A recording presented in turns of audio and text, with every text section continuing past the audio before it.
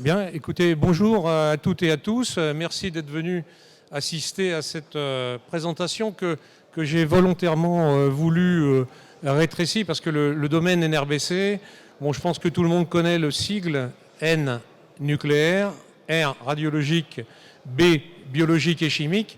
Et en guise de préambule, je voudrais vous expliquer 3 points importants à bien connaître pour mieux appréhender le domaine NRBC. C'est-à-dire que bien souvent, dans les informations, vous avez des noms spécialistes qui associent le N et le R. Alors le N, il faut retenir, nucléaire, c'est essentiellement ce qui s'attache aux armes nucléaires, avec les effets qu'on connaît depuis 1945, Hiroshima et Nagasaki. Donc en fait, le N, c'est le domaine de l'arme. Alors ça peut être des bombes atomiques, mais ça peut être aussi des armes miniaturisées. Il existe sur les théâtres d'opération des obus nucléaires, des mines nucléaires, des grenades nucléaires. Et c'est peut-être au jour d'aujourd'hui, dans le conflit russo-ukrainien ou ukraino-russien, comme vous voulez, c'est peut-être le risque majeur de voir utiliser effectivement ce genre d'armes. En revanche, le terme radiologique, le R de NRBC, c'est pas du tout ça. Ça fait référence aux radioéléments que on va le voir tout à l'heure dans la présentation, des radioéléments, donc forcément radioactifs, qu'on va disséminer dans l'atmosphère. Vous avez toutes et tous entendu parler des bombes sales, des dirty bombs, et c'est exactement le terme R englobe ce genre d'attaque, c'est-à-dire en fait la dissémination dans l'atmosphère de particules radioactives de façon à polluer. Et là, contrairement aux armes nucléaires, il n'y a pas de réaction nucléaire, il n'y a pas de champignons atomiques, il n'y a pas d'effet luminothermique, il n'y a pas d'effet mécanique. Donc ça n'a rien à voir, et ceux qui associent les deux n'ont pas forcément assisté à la conférence. Deuxième point que l'on entend souvent dans les informations, c'est le terme bactériologique, qui est un terme réducteur, puisque bactériologique fait référence aux bactéries. Or, le terme biologique englobe les bactéries, les virus, les toxines animales ou végétales, les champignons toxiques. Donc le terme biologique est beaucoup plus large, et on parle effectivement de risques et de menaces biologiques et non pas bactériologiques. Et puis troisième et dernier point, la différence fondamentale entre risque et menace.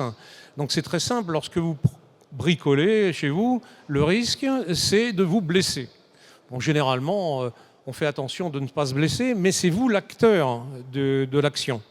Personne ne vient vous embêter pendant que vous bricolez. Donc le risque zéro n'existant pas, on fait tout pour ne pas se blesser. En revanche, donc en fait, le risque, c'est une probabilité. En revanche, tout ce qui est menace fait référence à une tierce personne. C'est-à-dire que quelqu'un va vous menacer de vous taper sur les doigts avec un marteau, mais il ne va pas vous dire quand il va le faire. Vous n'êtes plus maître du jeu, si j'ose dire, jeu entre guillemets. Donc, grande différence. Le risque, c'est une probabilité d'occurrence d'un événement, alors que la menace, ce n'est pas vous qui décidez quand elle va avoir lieu. Bon, dans le domaine NRBC, comment et avec quoi. Donc, vous n'êtes plus maître du jeu. Alors, jusqu'en 1992, l'ennemi était connu, c'était l'ennemi de l'Est, donc avec l'Union soviétique, le pacte de Varsovie. Et en 1992, le mur de Berlin étant ouvert, et puis l'éclatement du pacte de Varsovie, les ennemis se sont diversifiés. Alors on a eu des sectes, donc ça c'est la secte Aum, donc on fait référence à l'attaque aux sarins dans le métro de Tokyo en 1995. On a eu des mouvements d'extrême...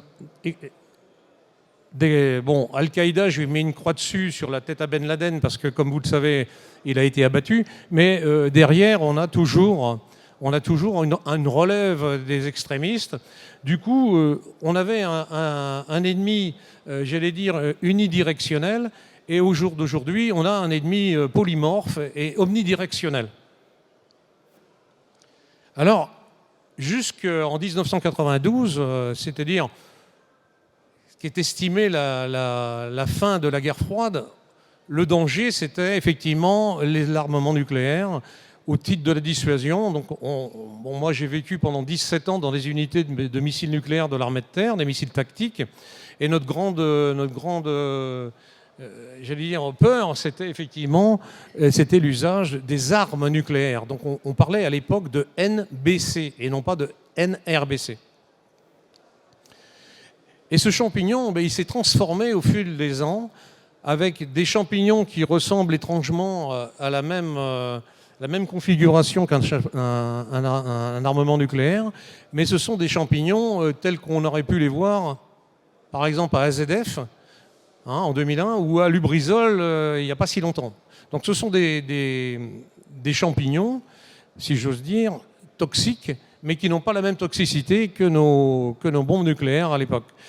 Au jour d'aujourd'hui, si vous suivez l'actualité, et je sais que vous la suivez, on a une nouvelle menace d'utilisation d'armes nucléaires pendant le conflit qui oppose la Russie et l'Ukraine, puisqu'on a notre président Poutine qui menace régulièrement de mettre en place des missiles nucléaires. Là, cette fois, c'est des missiles nucléaires tactiques en Biélorussie et qui menace régulièrement d'utiliser l'arme nucléaire pour régler le conflit. Alors le risque nucléaire et radiologique, il y a quelques années, on pouvait résumer que c'était une explosion d'une arme nucléaire. Au jour d'aujourd'hui, les troupes sont exposées à la radioactivité. Alors les troupes, j'allais dire, c'est vous, les civils. C'est la troupe des civils. Les militaires étant par définition protégés avec des matériels spécifiques, la cible actuellement, c'est vraiment le personnel civil, c'est-à-dire la population. Alors, il faut penser maintenant à l'endommagement accidentel ou volontaire d'installations nucléaires de base. C'est-à-dire qu'on peut envisager un acte terroriste sur une centrale nucléaire. On peut, comme je vous l'ai dit, dans le R de NRBC, craindre des dispersions délibérées de substances radioactives, puisque c'est la dirty bomb, la bombe sale. Donc voilà le type de source auquel on pourrait utiliser pour effectivement contaminer une zone donnée avec des particules radioactives, dans la mesure où si l'attentat ou l'acte terroriste a lieu, les sapeurs-pompiers, qui sont généralement les premiers à intervenir, on dit plus communément les primo-intervenants, ne savent pas que c'est une bombe sale. Parce que l'attentat n'est pas revendiqué. L'extrémiste, le terroriste ou même le malade, je vais vous citer un exemple concret qu'on a constaté il y a 2 ans, ne va pas dire qu'il a fait exploser une bombe avec des radioéléments. Donc les premiers intervenants sont les premiers exposés à une contamination éventuelle, soit une contamination surfacique, ils vont se salir avec, soit une contamination par ingestion ou inhalation. Alors on n'est pas à l'abri de ça parce que il y a 2 ans, dans le territoire de Belfort, alors je ne sais pas si on a des Belfortins dans la salle, dans le territoire de Belfort a été arrêté un jeune d'une trentaine d'années avec 6 bombes sales, dont 3 étaient opérationnelles. On n'en a pas tellement entendu parler dans les médias, ou alors très rapidement et très succinctement, mais il faut savoir que la menace existe, et ce n'est pas il y a 10 ans, c'est il y a 2 ans. Donc on a intercepté ce gars-là. Ses motivations sont totalement inconnues. Comme on dit habituellement, il n'est pas connu des services de police, mais il a quand même mis au point dans sa cuisine 6 bombes sales, dont 3 étaient prêtes à être utilisées sur des objectifs qu'il n'a pas lui-même définis. Donc on en est là aujourd'hui. Alors, il faut revenir un peu dans le passé, un passé plus ou moins long. Donc en 1979, la catastrophe de Three Mile Island, dans Pennsylvanie, aux États-Unis, où effectivement on a un rejet de gaz radioactif dans l'atmosphère. Bon, tout le monde a entendu parler de Tchernobyl, avec le nuage radioactif qui s'arrête à la frontière du Rhin. Tout le monde le sait. Et puis plus récemment, donc la catastrophe de Fukushima, avec un un rejet donc, dans l'océan de particules de césium 137 qui ont une demi-vie de 24 000 ans. C'est-à-dire que dans 24 000 ans, bon, vous ne serez pas là pour en parler, moi non plus, dans 24 000 ans, on reparlera encore de la contamination de Fukushima. Alors, le risque terroriste en matière de radiologique, il y a quelques années, on parlait ça relevait du domaine du sabotage et du bricolage. Au jour d'aujourd'hui, l'attaque d'une centrale nucléaire, elle est tout à fait possible. Bon, vous avez tous entendu parler des événements de Greenpeace qui arrivent à rentrer dans la première j'allais dire, série de confinement dans la centrale nucléaire. Donc, bon, c'est volontairement pour embêter tout le monde, mais on peut supposer qu'effectivement, on a des terroristes qui pourraient franchir la même barrière et aller saboter une centrale nucléaire. Bon, maintenant, ne faisons pas le sketch de Bijard en disant « admettons » le sketch de la chauve-souris. Avant de saboter une centrale nucléaire, il faut savoir où et comment aller la saboter et quels sont les effets qu'on peut en attendre. Donc ce n'est pas aussi simple qu'il y paraît. Donc restons zen. Bon, la bombe sale, c'est déjà malheureusement beaucoup plus réaliste dans la mesure où on est entouré, vous êtes entouré sans le savoir, de sources radioactives scellées ou non scellées qui peuvent être effectivement démonté ou récupéré par un malveillant et qui en fait une bombe sale. Alors comment ça marche? On met des sources radioactives qu'on a captées un peu partout avec un explosif, généralement un explosif pas forcément de grande puissance, et on fait exploser la bombe de façon à disperser les matériaux radioactifs sur le lieu de l'attentat. Et comme je l'ai dit tout à l'heure, les primo-intervenants ne savent pas que c'est une bombe sale, donc forcément, ce sont les premiers intervenants qui vont se contaminer avec les particules radioactives disséminées dans l'atmosphère. Les capacités de nuisance sont inégales en termes de mise hors de combat du personnel, mais danger à long terme possible. Bon, vous avez certainement entendu parler, il n'y a pas si longtemps que ça, encore de la polémique qui tourne autour des obus à uranium appauvri, qui effectivement, au départ, ne sont pas radioactifs, mais qui, à l'impact, bon, ça c'est l'expérience du Kosovo, et qui, à l'impact, sont polluants pour la personne qui se trouve dans la zone de l'impact. Si vous avez bien suivi l'actualité, on a récemment un dépôt d'armement ukrainien qui a été bombardé par la Russie, et effectivement, on a une dispersion énorme d'un nuage radioactif dû au fait que ce dépôt d'armes, c'était un dépôt d'armes à uranium appauvri.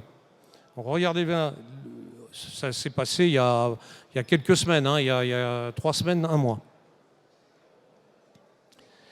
Donc les contraintes, c'est la gestion d'explosion au rayonnement, les conséquences médico-légales, et puis les pressions essentiellement politiques et médiatiques. Si on a un acte NRBC qui a lieu aujourd'hui, vous pouvez être sûr que tous les médias vont se ruer dessus et vous allez entendre tout et n'importe quoi. Donc ça, c'est médiatique à 2000%. Je dirais c'est très porteur. Et puis c'est politique parce qu'effectivement, à chaque fois qu'on fait exploser, que ce soit une bombe, j'allais dire classique ou non conventionnelle, à chaque fois, on a une série de détracteurs qui montrent que le politique n'est pas capable de protéger sa population. Alors, on a effectivement, bon, j'allais dire, je ne voudrais pas faire peur aux Parisiens, mais on a en 95 le Tokyo avec le sarin, avec l'attaque au sarin, et puis on a un certain nombre de risques industriels qui mettent en jeu des substances nucléaires, radiologiques, biologiques et chimiques. Pour nucléaire, on sait que c'est les centrales, mais on a aussi des substances radiologiques ou des risques industriels, hein, comme AZF, par exemple, ou Lubrizol. Ça fait partie du domaine NRBC, hein, les risques industriels.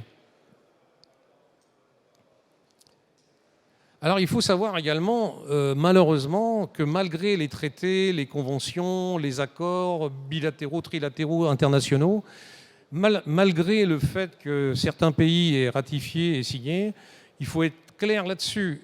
la guerre froide ne s'est jamais terminée. La guerre froide n'a jamais cessé. C'est pas en 92 avec l'ouverture du mur de Berlin que tout s'est arrêté. C'est pas vrai. Et malheureusement, si vous regardez l'actualité, à chaque fois qu'on a des conflits généralement régionaux, on a malheureusement des suspicions d'utilisation d'armes chimiques. Radiologiques moins, mais d'armes chimiques. Bon là, c'est la photo, j'ai volontairement édulcoré parce qu'on est après l'heure du repas. Hein. Puis j'en vois qui mangent là-bas, donc je ne voudrais pas les écœurer avec un certain nombre de photos un peu hard. Donc on a dans chaque conflit l'utilisation des armes chimiques et on peut craindre que du conflit qui est aux portes de l'Europe, on ait un jour malheureusement l'utilisation par un des belligérants qui soit tenté de mettre fin au conflit en utilisant des armes non conventionnelles. On n'est pas à l'abri de ça. Alors, chez nous, en France, vous avez tous connu le phénomène de Tchernobyl. Et si vous regardez bien l'actualité, pourquoi les Russes et les Ukrainiens se sont acharnés à récupérer le site de Tchernobyl? Regardez bien, il y a eu beaucoup de combats et ça a duré très longtemps parce que le site de Tchernobyl devient une arme stratégique. On peut recommencer ce qu'on a connu avec la pollution de Tchernobyl. Il suffit de faire exploser le sarcophage qui protège l'ancienne centrale de Tchernobyl pour avoir le même effet que la dernière fois avec le nuage qui ne s'arrêtera peut-être pas au Rhin cette fois. Donc le site de Tchernobyl devient un site stratégique. Parce que si on suit l'actualité sans vraiment comprendre ce qui se passe, on se demande pourquoi les Russes et les Ukrainiens se battent à couteau tiré pour récupérer un site qui, somme toute, ne sert pas à grand-chose, si ce n'est que la quatrième tranche sert encore à alimenter en électricité la ville de Kiev. Mais c'est parce que ça devient une bombe, entre guillemets, une bombe radioactive extrêmement intéressante, en fonction de la direction du vent. Si le vent passe à l'ouest, c'est intéressant pour les Ukrainiens. Si on a un retour d'est, comme la première explosion de Tchernobyl, ça devient intéressant pour les Russes. Donc chacun a des intérêts particuliers en fonction des paramètres météorologiques. Alors, j'ai pris les risques militaires parce que, ayant fait la guerre du Golfe en 91, malgré le fait qu'on ait des détracteurs en disant qu'il n'y avait pas d'armes chimiques, je peux vous assurer qu'il y en avait, et il y en avait bien plus qu'il n'en fallait. Donc on a un certain nombre d'armes chimiques qu'on a trouvées sur le terrain, qui étaient en vrac, qui étaient comme ça. Ce sont des vraies photos, hein, c'est pas l'intelligence artificielle qui a généré les photos. Donc on a retrouvé un peu de tout. On a retrouvé des armes chimiques, on a retrouvé des agents biologiques pathogènes. Donc on a vraiment retrouvé de tout en 91-92. Et puis, donc, le risque chimique civil, ce risque est également d'actualité sur le territoire français. Hein. Bon, c'est pour ça, j'ai mis AZF et Lubrizol, mais bien avant, il faut savoir qu'en Europe, on avait des incidents donc, de type chimique, en particulier pendant la guerre du Kosovo, où l'unité que je commandais c'était l'unité de défense NRBC de l'armée de terre, a été mise à contribution bien plus qui était prévu au départ. Alors, le risque terroriste chimique, c'est intéressant à plusieurs titres pour une organisation terroriste, parce que l'objectif est de faire peur, hein, l'emploi de moyens non conventionnels, c'est gage d'un impact psychologique parfaitement réussi. Si je peux faire l'expérience, si je vais à l'accueil tout à l'heure après la conférence et je dis que le salon va être la cible d'une attaque chimique, je ne pense pas que vous y restiez très longtemps et je vais créer une panique terrible dans le salon. Bon, alors rassurez-vous, je ne vais pas le faire. Donc s'il y a une alerte chimique, ça sera une vraie, hein, ça ne sera pas un leurre.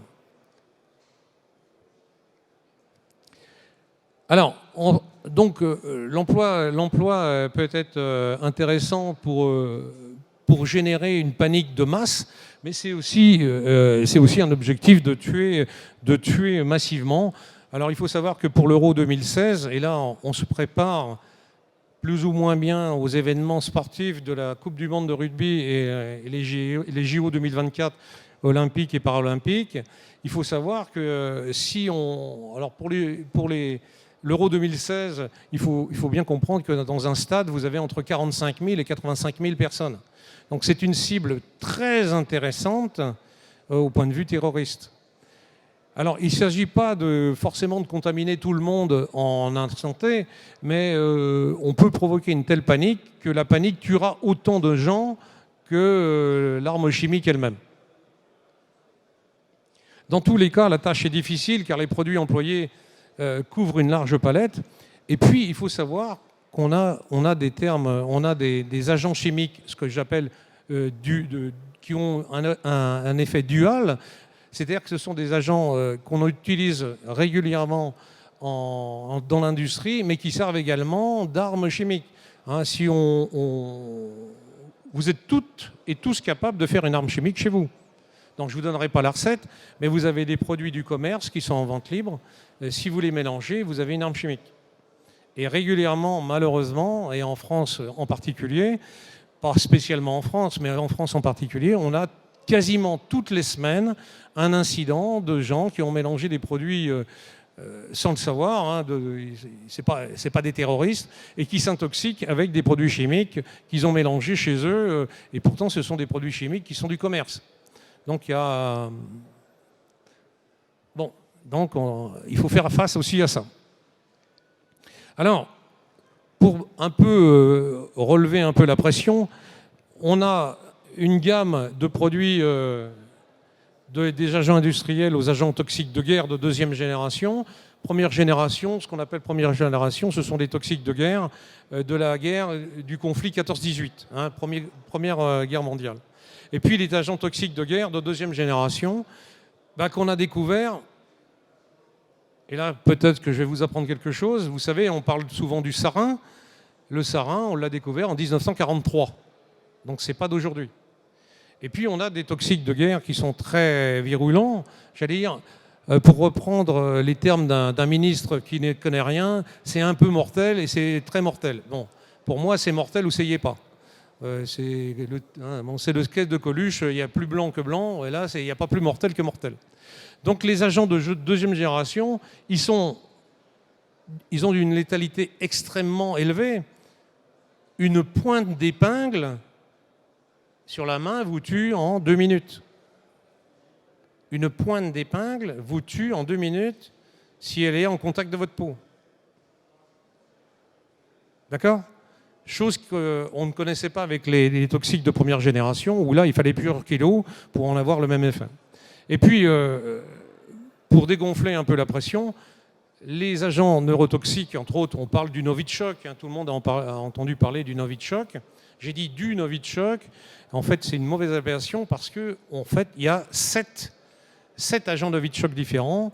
Et vous avez vu ce que ça fait sur le demi-frère de Kim Jong-il en Malaisie, puisqu'il a été tué avec un jet de neurotoxique qu'on assimile peut-être au Novichok dans l'aéroport de la Malaisie. Donc on n'est pas à l'abri, malheureusement, d'un attentat avec des agents neurotoxiques. Le 20 mars 1995, l'attentat au sarin dans le métro de Tokyo, donc c'est pas un fantasme, ça existe.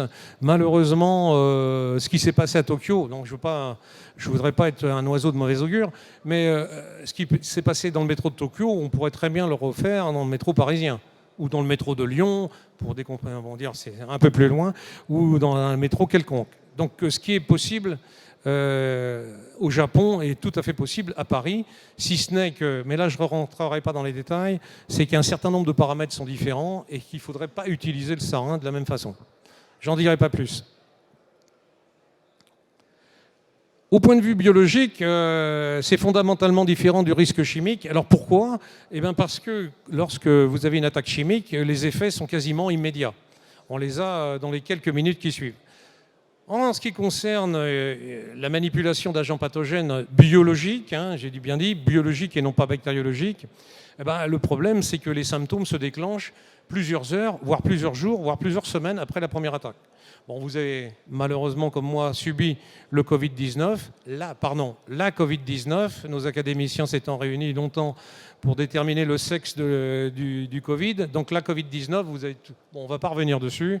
Vous avez vu que quand on est contaminé, on n'a pas forcément hein, des symptômes immédiats. Donc l'effet des agents biologiques est beaucoup plus insidieux. Alors, comme je l'ai dit tout à l'heure, on a effectivement dans le terme biologique les toxines, qu'elles soient animales ou végétales, on a des bactéries, des virus, on a tout ce qu'il faut. Donc je vous rappelle qu'en 2001, le phénomène des lettres à anthrax, l'anthrax a été militarisé en 1942 sur les ordres de Winston Churchill. Et si vous êtes curieux, et je sais que vous y êtes, vous irez sur le site de l'île de Gruinard, qui est une île qui se situe à 10-15 km de l'Écosse, qui a été donc contaminée à la suite d'essais de l'anthrax, militarisé, et qui aujourd'hui n'accepte pas une seule visite sous peine d'être contaminé à son tour. Donc de 1943 à 2023, je vous laisse calculer le nombre d'années de contamination de l'île par l'anthrax. Alors, les risques sont insidieux. Contrairement aux chimiques, c'est indétectable par nos sens et malheureusement, nos industriels se cassent les dents depuis quelques années pour trouver un système de détection et d'identification des agents biologiques. C'est vraiment la pierre d'achoppement actuellement de nos développements industriels où malheureusement, on n'arrive pas à déterminer dans les minutes qui suivent la nature d'un agent pathogène disséminé dans l'atmosphère, à condition qu'on le soupçonne, bien sûr. On ne trouve pas ce qu'on ne cherche pas. Le risque biologique, malheureusement, et je l'ai dit au point de vue nucléaire et chimique, fait l'objet donc d'un certain nombre de protocoles, d'interdictions, d'accords bilatéraux, multilatéraux, internationaux. Malheureusement, on a une prolifération. Au jour d'aujourd'hui, ce qui est inquiétant, c'est les fièvres hémorragiques en Afrique, où des mouvements extrémistes non répertoriés ont volé sciemment des déchets hospitaliers contaminés. Alors on se demande pourquoi ils les ont fait, mais ce sont des déchets hospitaliers biologiques contaminés qui pourraient servir éventuellement d'une arme biologique et de disséminer les fièvres hémorragiques type Ebola, Lassa, Marbourg, etc. Donc il faut espérer que ça reste là-bas quand même. Bon, j'ai rien contre les amis africains, mais le problème, c'est que ce sont des contaminations biologiques extrêmement virulentes auxquelles on ne peut pas attribuer de traitement. Et j'ai enlevé volontairement les diapos parce que le décès des fièvres hémorragiques est particulièrement horrible. Alors, dans les contaminations de type viral, bon, on a le SRAS, hein, on l'a connu, la grippe. J'ai mis le Covid en décalage parce que malheureusement, on y est tous passés, vaccin ou pas, le paludisme, etc. Et puis, on a donc les fièvres hémorragiques qu'on a trouvées. Et malheureusement, lorsqu'on est allé au Kosovo, on a effectivement trouvé des gens contaminés avec des fièvres hémorragiques sans exactement déterminer d'où elles venaient. Alors, est-ce que c'est une attaque biologique ou est-ce que je suis quelqu'un qui était contaminé, qui est revenu d'Afrique avec le virus? Personne n'en sait rien. On est tombé vraiment sur des cas particuliers où les gens sont décédés à la suite de fièvre hémorragique. Et puis l'épidémie de fièvre Marbourg en Angola. Donc si vous suivez l'actualité, les fièvres hémorragiques, c'est-à-dire tout ce qui est viral hémorragique, ça se développe en Afrique de l'Ouest, alors qu'il y a quelques années, on ne connaissait pas les fièvres hémorragiques en Afrique de l'Ouest. Donc en fait, on a une immigration du virus qui est partie de Centrafrique et qui a contaminé des pays qui ne connaissaient pas ce type de fièvre hémorragique.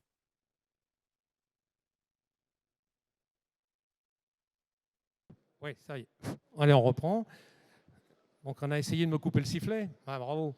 Donc remis au goût du jour avec l'attaque à anthrax en 2001. En France, il faut savoir, bon, moi j'étais encore en exercice à la tête de mon unité NRBC, nous avons eu affaire à 4600 alertes. 4600 alertes, dont 4 se sont révélées positives. Donc vous voyez le ratio, donc il y avait des des malveillants qui avaient l'habitude donc de faire des mauvaises blagues, et ce sont vraiment des mauvaises blagues, puisque ça nous a bien occupés pendant pratiquement une année, puisque à chaque fois qu'on a une suspicion de contamination, il faut décontaminer le lieu où la contamination a eu lieu, et puis il faut faire des analyses pour savoir si les personnes qui ont été en contact avec la poudre à anthrax ont été contaminées. Donc c'est pas forcément évident. Donc ça a mobilisé énormément de monde. Bon, en France, il faut savoir, au jour d'aujourd'hui, on a 3 laboratoires P4, de type P4, et ce sont que ces laboratoires-là qui sont capables d'analyser si on a un agent pathogène disséminé dans l'atmosphère. Donc 3 laboratoires de type P4.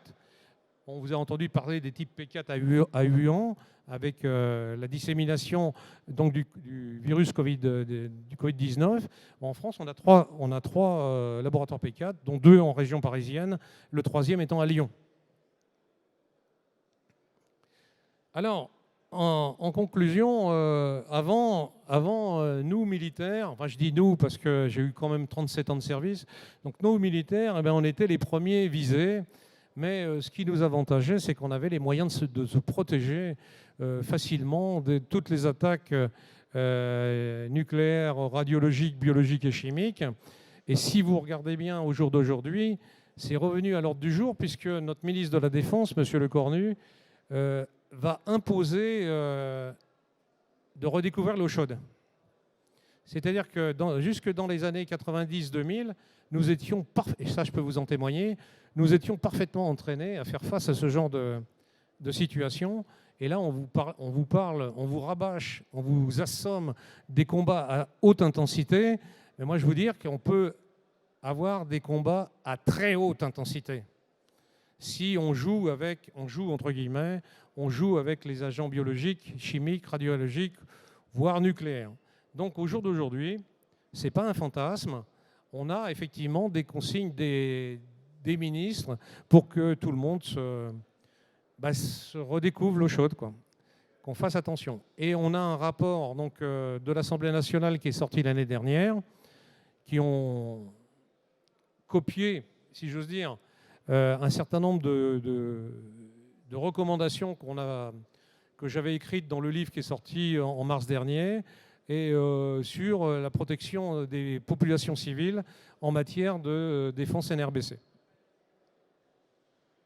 Alors, fantasme ou réalité, il faut savoir que les extrémistes, bon, j'ai mis Al-Qaïda, mais Daesh c'est pareil, il faut savoir que dès le départ, les groupements islamiques ont volontairement mis de l'argent sur la table, soit pour acheter des toxiques ou des armes, ce qu'on appelle sur étagère, c'est-à-dire prêtes à l'emploi, mais ils ont aussi fait des campagnes de recrutement de chimistes, de physiciens, de façon à acquérir le plus vite possible, et si possible, avec des gens qui étaient convaincus du fait, de participer à l'élaboration d'armes nucléaires, chimiques ou biologiques. Donc il faut savoir que les extrémistes n'ont pas dit non, et ça continue d'ailleurs avec Daesh, n'ont pas dit non à l'utilisation d'armes non conventionnelles. Également, une menace actuelle, c'est que sur Internet, vous trouvez des recettes, entre guillemets, comment faire sa petite bombinette dans sa cuisine. Donc, je ne parle même pas du dark web, je parle d'Internet normal. C'est-à-dire que vous pouvez trouver sur Internet des recettes pour faire votre petite bombinette, pour supprimer votre voisin qui vous embête, ou pour vraiment mettre la panique chez vous. Donc c'est quand même... Et dans le domaine de la cyberprotection, donc moi je travaille avec mes camarades gendarmes, dans la cyberprotection, je leur dis attention, à chaque fois que vous tombez sur des messages un peu bizarroïdes qui font référence à des produits chimiques industriels avec lesquels on pourrait effectivement faire des bombes chimiques, ou même la vente de virus. Moi, j'ai volontairement commandé des virus par Amazon et je les ai reçus 3 semaines après. Donc, il faut savoir que n'importe qui... Alors, c'est très facile. Hein. C'est très facile, il suffit de mettre des mauvais renseignements, quel laboratoire vous emploie, qu'est-ce que vous faites, votre fonction, etc. Vous avez tout un questionnaire et vous recevez votre petit virus dans un package très bien, dans une boîte en polystyrène, protégée des chocs et tout, dans votre boîte aux lettres. Donc il faut le savoir que ça existe. L'attentat du métro de Tokyo, je ne vais pas revenir dessus. Les lettres anthrax, on les a vus.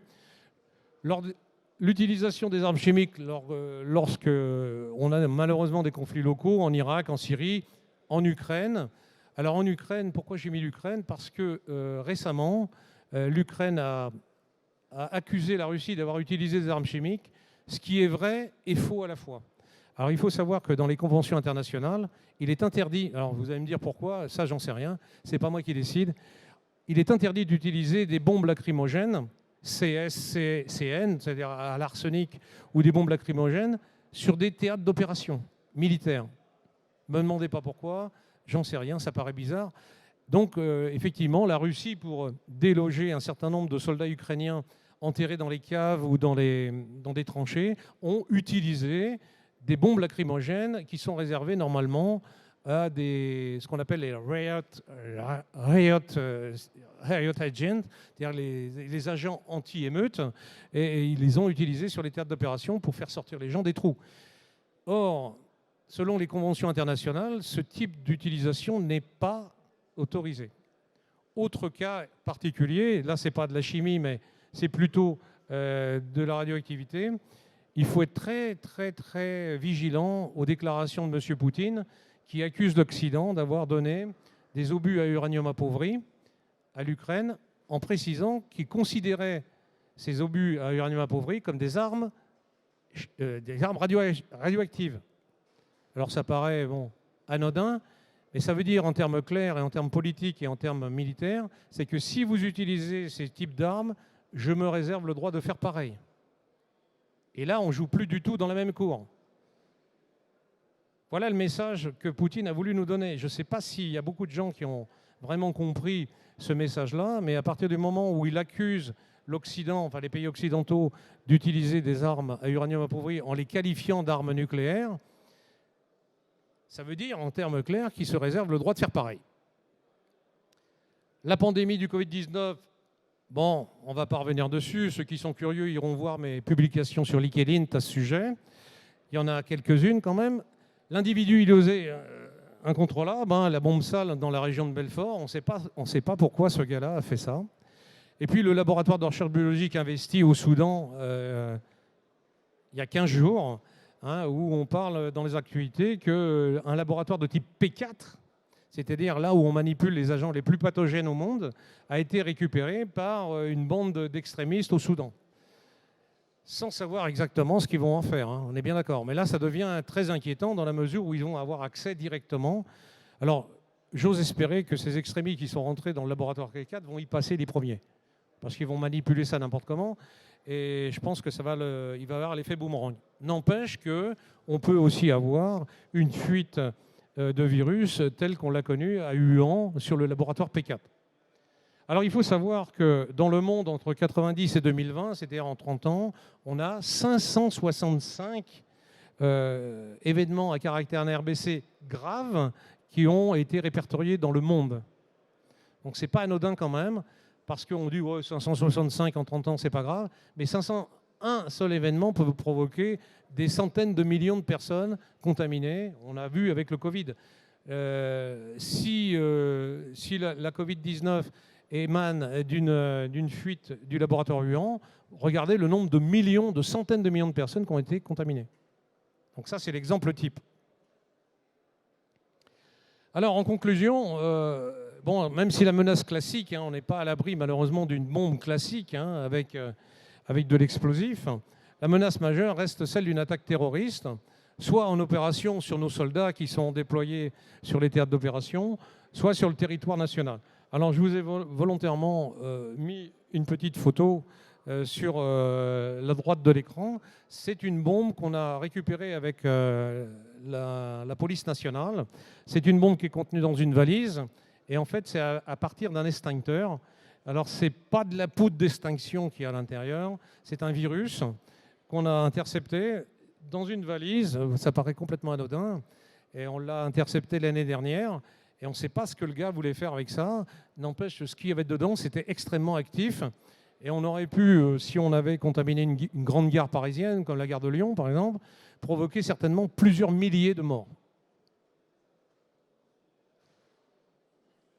Voilà, je vous remercie de votre... J'espère que je ne vous ai pas cassé le moral, que vous allez quand même dormir ce soir sur vos deux oreilles et sans trop de cauchemars. Mais il faut savoir que ces menaces NRBC, donc en fait, elles ont tout le temps existé. Hein, depuis la nuit des temps, on est confronté à ce type de risques et de menaces. Voilà, merci. Si vous avez des questions, écoutez, c'est simple. Comme dirait quelqu'un, il suffit de traverser la rue. Je suis dans le stand de Bunkel, qui est juste en face. Donc, si vous avez des questions, n'hésitez pas, venez. Je serai très heureux de vous les poser, de vous y répondre. Et vous allez voir que vos questions vont appeler d'autres questions. Que le domaine NRBC est très compliqué, est très vaste. Et là, merci à vous d'être venus. Et puis, bonne continuation de visite dans le salon.